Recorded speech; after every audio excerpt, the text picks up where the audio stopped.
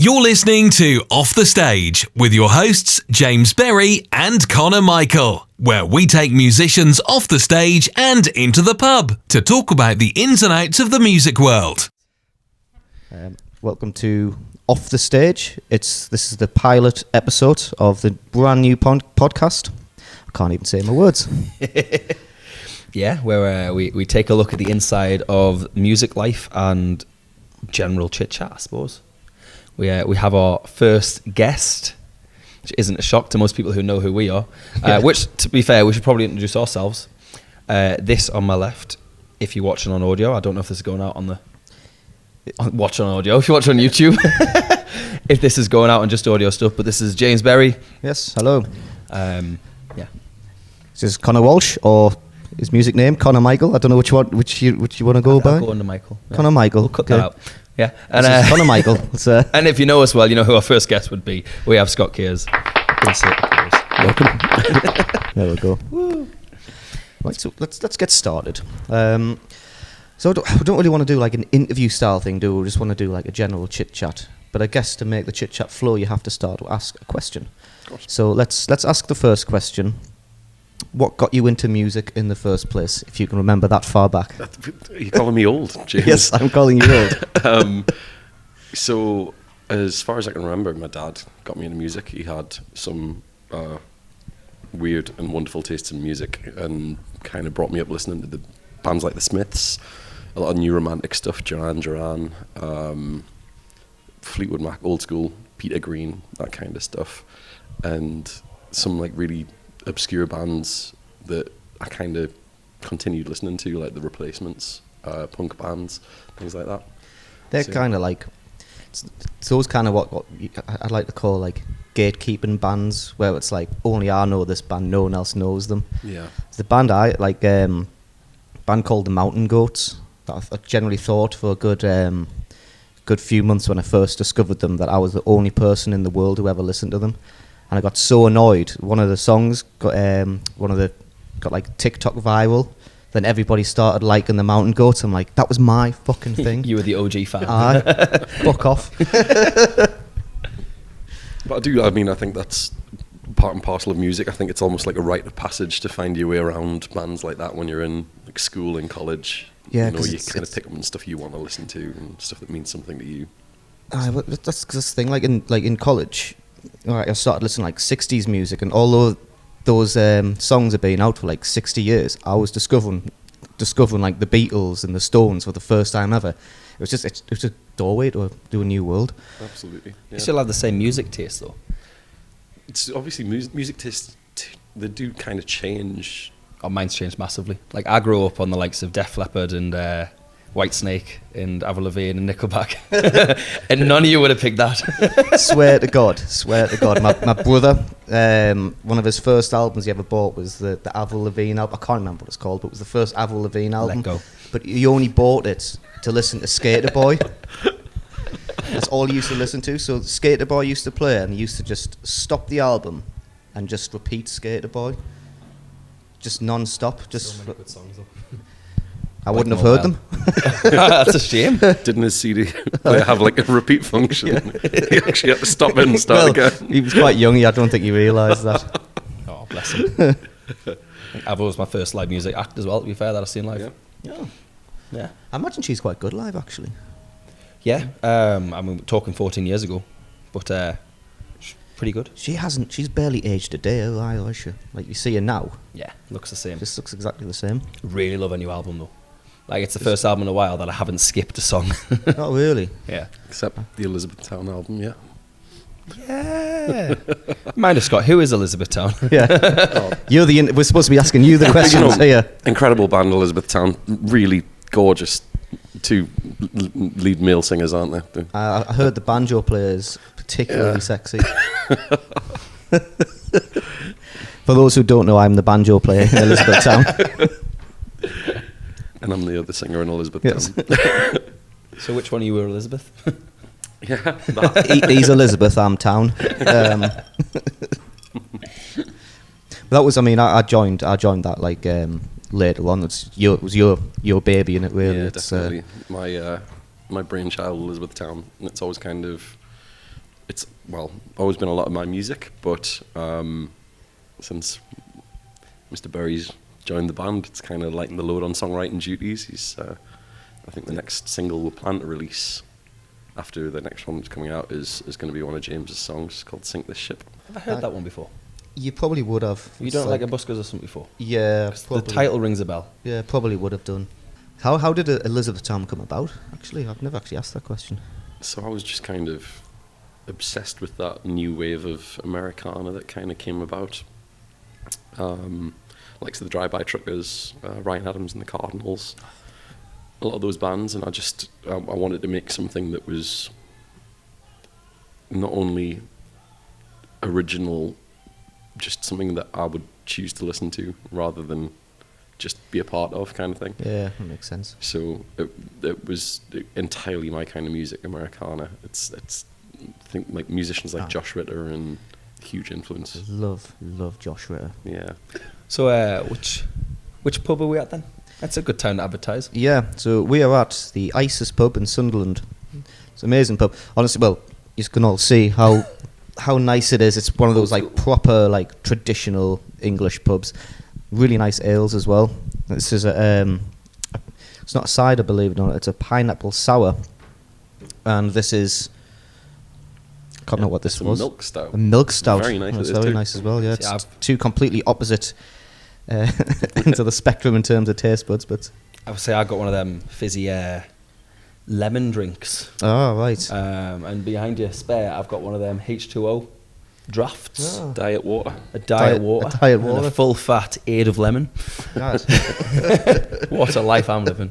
You rock and roll star. Yes. What did you go for, Scott? We're in the drink conversation. Yeah, that was now. the milk stout, and I went for a what was that one called? Blackbird stout.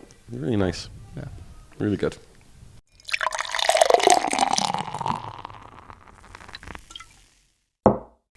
So we've got a thing where, so let's say you've got a gig, and you need a band.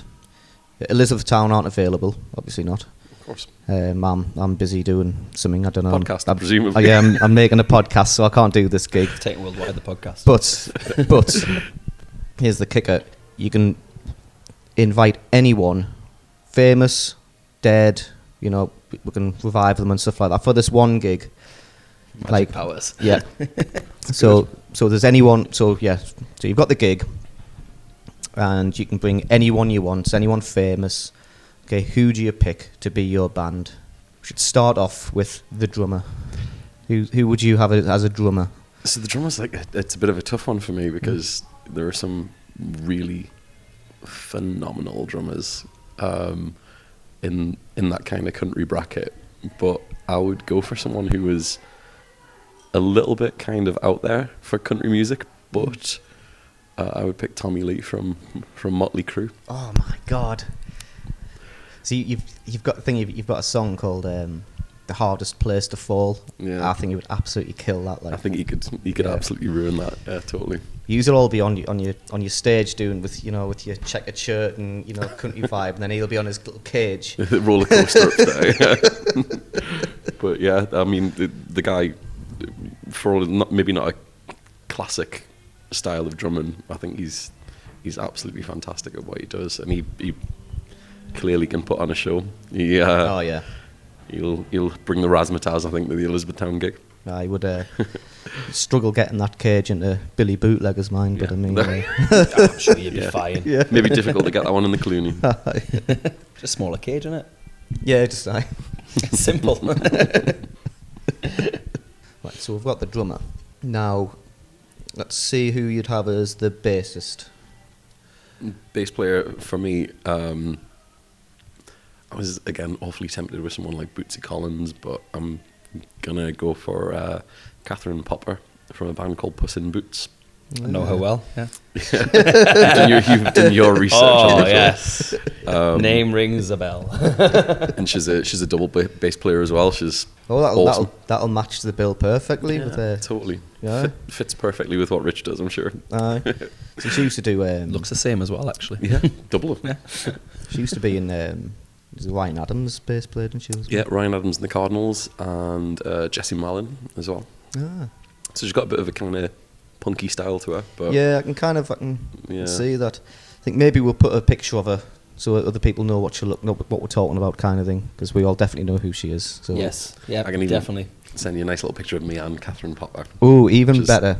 You already starting this band? So the thing is, you've already got the connection there. so I mean, that's actually quite a me and Nailed Kat, in. We're like That's- that. that's a realistic prospect. If you can pay for her flights and all that, but you know. She sure should love to come gig with Elizabethtown. Aye. Not to say, I mean, I'm not expecting you to find another banjo player, but if you could find a guitar player, like a lead guitar player, Yeah. Let's get one a band. who can also play banjo, I'm sure if someone you pick will be able to play banjo. Cletus as from well. Springfield. Yeah, there's a couple of good banjo players out there. Maybe, a guy I know really well is a guy called Dan Walsh. And he's pretty damn fine on a banjo. Yeah.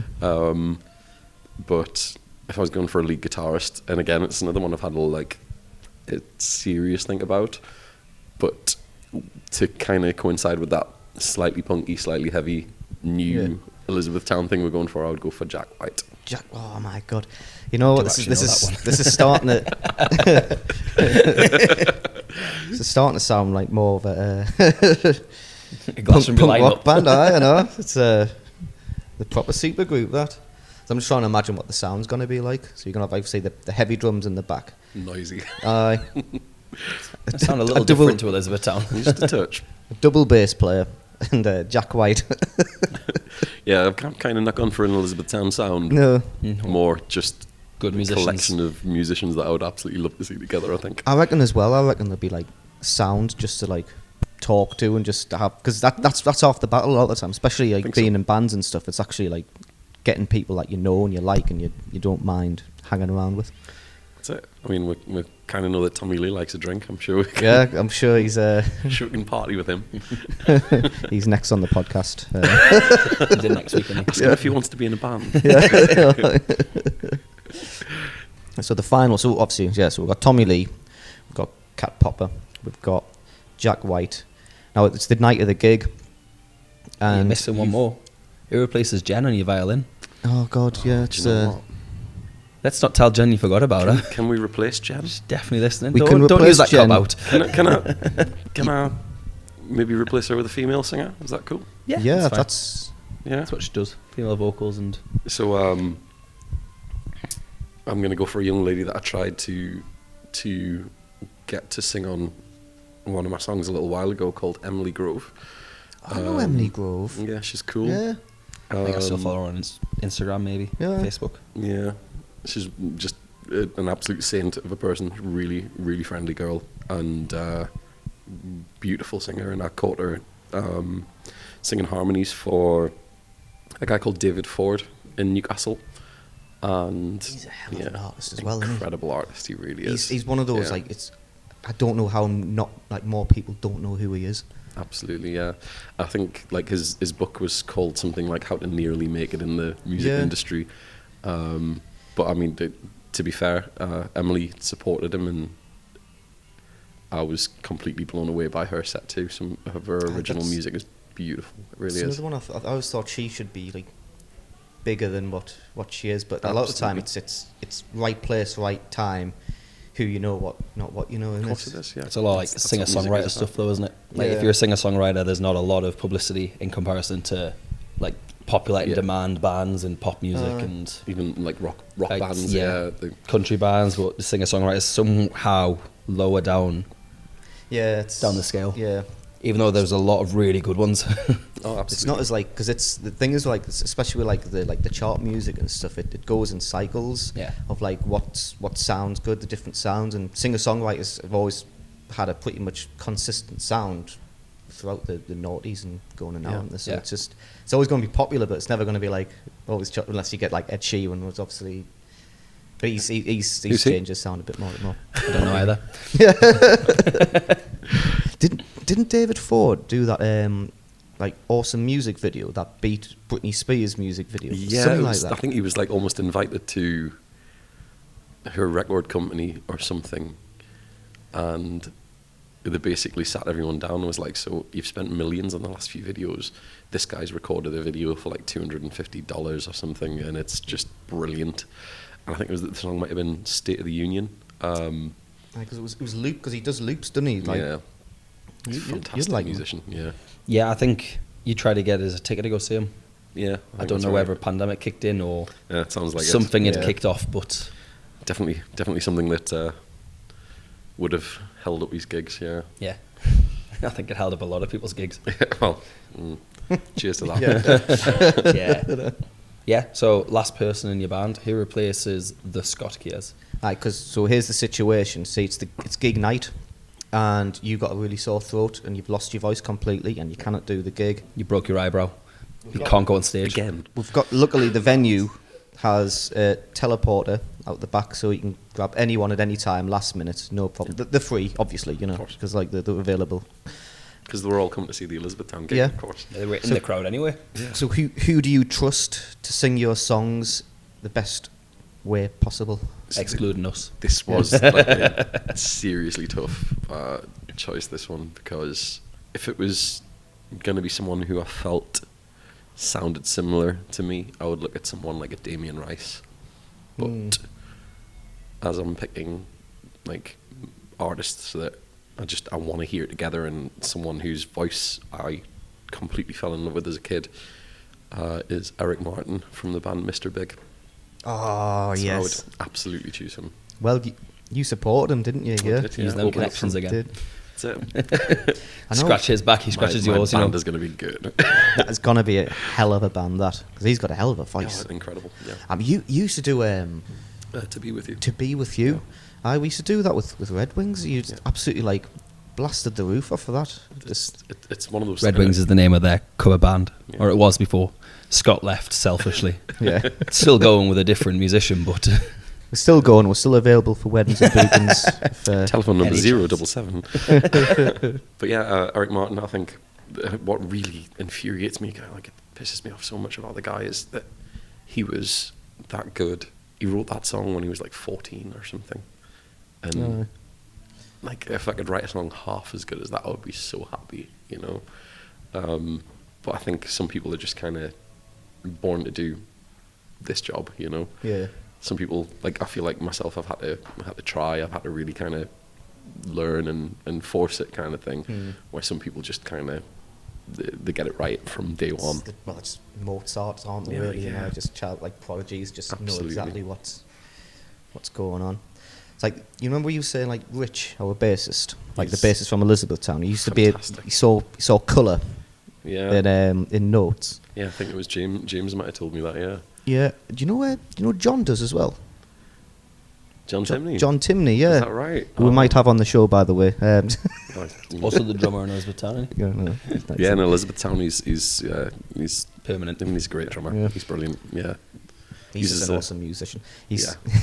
I was gonna say like, he's like so good at everything and so nice that you almost hate him because he's too good at everything. Like, It's not about the hate him or Yeah. ask him to marry you. but I wasn't sure whether to add that to the. Well, now you have. So sorry, John. We love you, but you know. To be fair, all of the musicians in Elizabethtown were kind of handpicked for a reason, you know. And I mean, we must have gone through 5-6 female singers before we landed on Jen. And the way that came about as well, we were in a recording session, and she'd done all the violin parts, and our singer at the time was a girl called Jess, who she left to have a baby. God damn it, Selfish, Jess. very selfish. I know. Yeah. I hate when people do that, Scott. I know, horrible. And when she left, we're like, oh, you know, shit, we're gonna have to get someone else in. And Jen just went, so it's okay, I can sing the harmonies. And she just spent about 6 months in a band without telling us that she could actually sing. that sounds so much like James. And the thing is, we kind of trusted her as well. It was one of those things where we're like, all right, well, we're in the studio tomorrow. You do the parts, you sing them. And it kind of dawned on me where we'd got to the studio and we're setting up a microphone for her, and I'm thinking, I've never heard her voice before. This could go so badly. Spent like hundreds of pounds Yeah. on a record studio, never hearing. So, Sounds terrifying. brilliant though. To be fair, like that. Balls of that move, album. though. she's fantastic. She's a brilliant musician. But like I say, everyone in the band is. Rich is like a frightening bass player. Yeah, he's good, isn't he? Not John, just bass though. Oh no, Yeah. everything. Yeah, vocalist. I think he's got a voice like chocolate. I think Bez is like fire on a banjo as well. Well, I only picked up banjo because I wanted to be in the band. Some things you have to do. Yeah, I was like, They were out of tin whistles. This sounds like a band that could use a banjo. How hard can it be? So I picked that up and learned that quick enough. It is. Not that harder. It was that it fit. It felt right as a band, and to be fair, John, our drummer, is probably, out of all the musicians in the band, he's probably the best guitarist as well. He's Yeah, he is a actually. terrifying guitar player. He actually mixed and mastered my latest release as well. Yeah. He just does everything, you know. He is fantastic. I'm almost expecting him one gig just to say, I don't usually sing, but just come out with like Ness and Dorma or something. I'm convinced he's a robot, actually. Yeah. But good guy, really nice guy too. Ah, we all love John. It's going to be the meme of this thing. We just talk about John all the time. Every episode. We heard of John recently. Right, so you've got your band sorted then. Let's Let's pick out the crowd. Where's, Who would you? well, I was going to say, where's the venue? Like, where would you absolutely love to play? Locally, the Sage. We've done it a few times. It's made for music, isn't it? It's like beautiful. designed specifically. If I could pick anywhere in the world, I'd go to Red Rocks, I think. Would it be the same if you could pick any venue in the world that you would see that band playing your music? Because you wouldn't be the one at that stage. Yeah. Where would you choose? Oh, I'd give them a total shithole.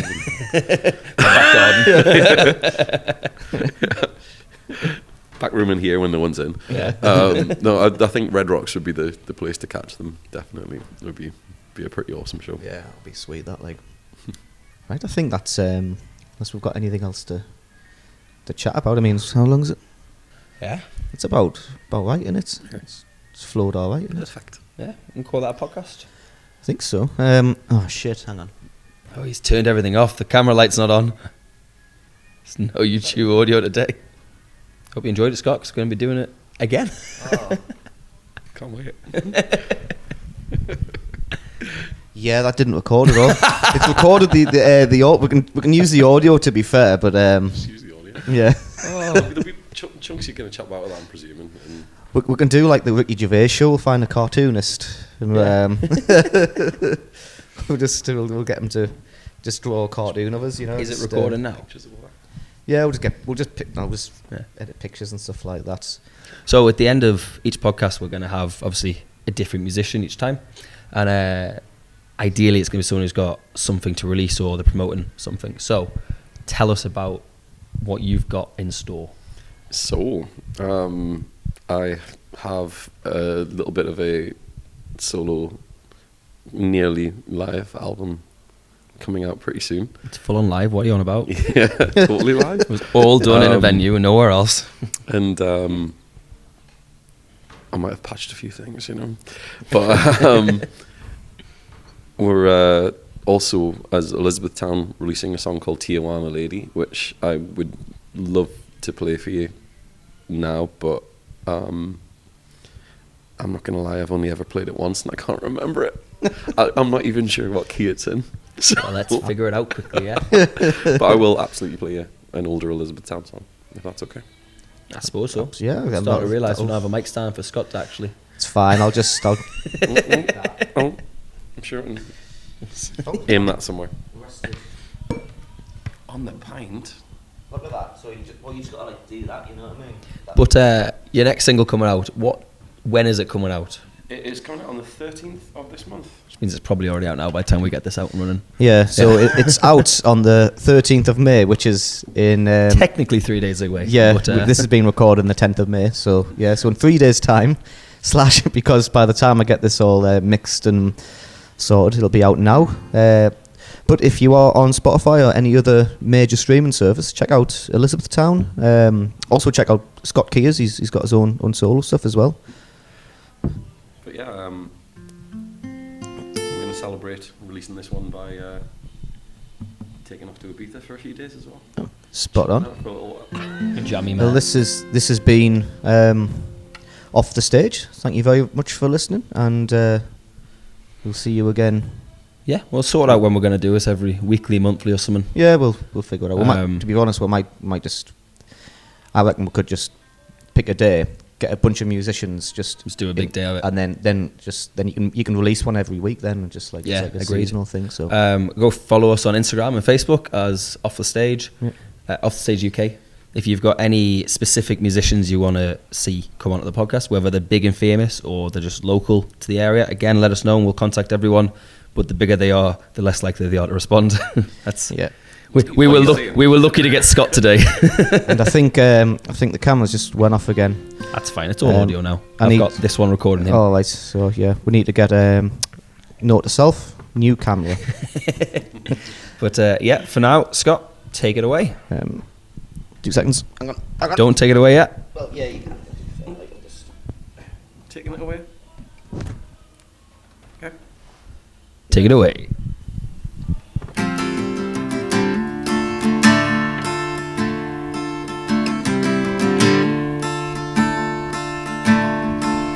Close your eyes, little one. There's no way you could see this coming. Now the light in your eyes is replaced by the fires of another cigarette burning. She shadows the windows with screams like a siren. The smoke from her cigarette rises and flows through the cracks that break through the walls of the tomb where the rain comes in. And she cries to the sounds that church battles and swoosh from a bedroom lights. By the window where her bed beats to the rhythms of strains every night. And maybe one day she'll collapse on herself when there's nobody else left to call. And she'll never expect that the noose around her neck ain't the hardest place to fall.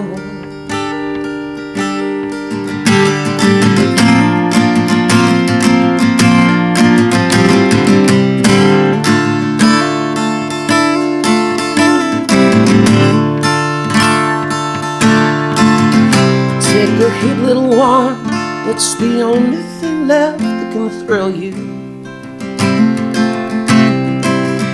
Now the holes in your arms, they may do you no harm. The needle will probably kill you. The ink on her skin has been broken to pieces. Blood from her veins covers the streets that she runs every night to escape from herself to that room where she stays. And she lies on the sheets of a hotel bed and waits for a sleep that just don't seem to come. Now the nightmares and the fever dreams tear through her veins till the morning when she wakes alone. And maybe one day she'll collapse on herself when there's nobody else left to call. And she'll never expect that the noose around her neck ain't the hardest place to fall.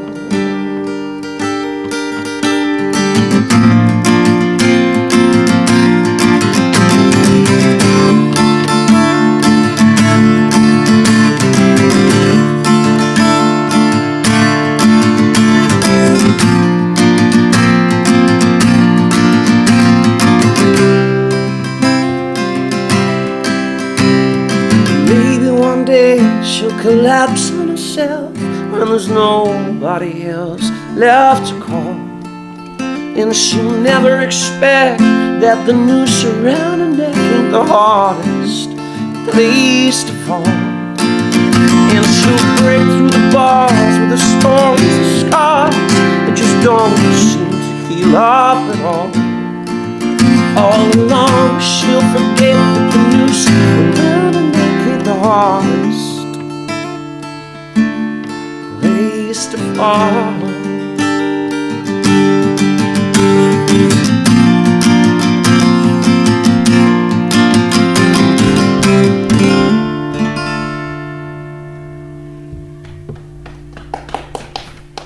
Thank you very much, Scott Keirs.